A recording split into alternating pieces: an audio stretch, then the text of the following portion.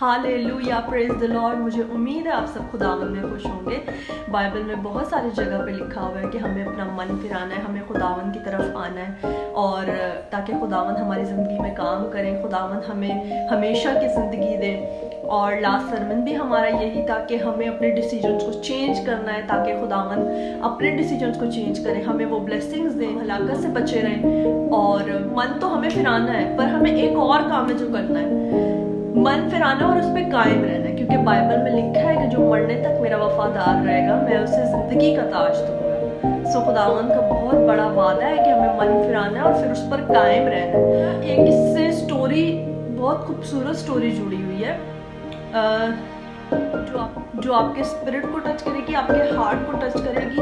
बहुत खूबसूरत स्टोरी है, वो आपके ईमान को बढ़ाएगी। स्टोरी ये कि खुदावंद के साथ लोग थे जो खुदावंद के सच्चे मानने वाले थे, और वो अपने मन को खुदावंद की तरफ सच्चे तौर पर फिरा चुके थे और खुदावंद के नाम का इकरार करते थे। और जब वो मन फिरा चुके थे तो वो खुदावंद के नाम को आगे बढ़ाते थे। वो चाहते थे कि और भी लोग खुदावंद के साथ जुड़ें, और ऐसा होने लगा। लेकिन जब खुदावंद का काम होने लगता है तो शैतान भी उतनी तेज़ी से काम करता है। कुछ लोगों ने उनकी कंप्लेन करी और वो अरेस्ट हो गए और उन पर टॉर्चर होने लगा उस जगह पर। फिर उन्होंने खुदावंद के नाम का इनकार नहीं किया, तो उनको एक ऐसे कमांडर के हवाले किया गया जो बहुत सख्त था और जो मसीहियों के बहुत सख्त खिलाफ था। तो उसने कहा कि मैं तुमसे इनकार करवाऊंगा, अब मेरा तरीका देखो।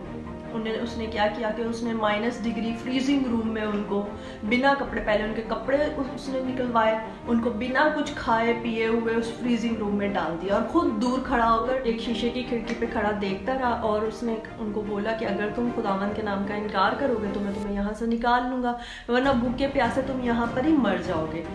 खैर, उसने 7 लोगों को अंदर डाला। थोड़ी देर बाद जब उसने गौर किया तो वहाँ पर 8 लोग थे। वो देखता रहा। जब उसने उस 8वें पर गौर किया तो उसने देखा कि उस पर बहुत ज़्यादा लाइट थी और उसके हाथ में एक ताज था बहुत बड़ा। अब वो देखता रहा उस 8वें शख्स को।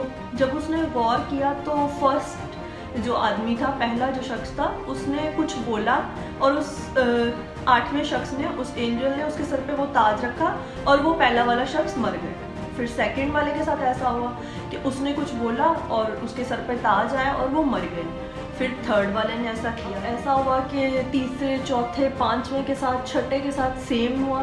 वो कुछ बोलते और फरिश्ता उनके सर पे ताज रखता और वो मर जाते। अब 7वें के साथ ऐसा हुआ कि वो कुछ बोलता और जो फरिश्ता था वो ताज लेकर नीचे आता, फिर ऊपर जाता, फिर वो कुछ बोलता, वो नीचे लेकर आता ताज और फिर वो ऊपर चला जाता, फिर वो ताज लेकर नीचे आता और फिर वो ऊपर चला जाता। 3 दफ़ा ऐसा हुआ। उसके बाद वो फरिश्ता वहाँ से गायब हो गया और थोड़ी देर हुई कि वो आदमी दौड़ता हुआ उधर खिड़की के पास आ गया कि मुझे निकाले। जैसे ही वो बाहर आया तो उसने बाहर आते ही बोला कि जल्दी से मुझे कुछ गर्म कपड़े उड़ाओ और मुझे कुछ गर्म पीने के लिए दो, क्योंकि मैं सर्दी से मरा जाता हूँ। उस कमांडर ने उससे सवाल किया कि तू अंदर क्या बड़बड़ा रहा था। उसने बोला कि मैंने अंदर 3 दफ़ा सोचा कि मैं खुदावंद का इनकार ना करूँ, और तीनों दफ़ा मैंने सोचा कि कर देता हूँ। जब मैं तीसरी दफ़ा इनकार किया तो बस फिर मैं दौड़ा चला आया। उसने कहा ठीक है, अब ये बता कि तेरे साथियों ने क्या किया। कि उन्होंने बोला कि खुदावंद, हम अपनी रूह तेरे हाथों में सौंपते हैं और तू अपने वादे के मुताबिक हमारे साथ कर।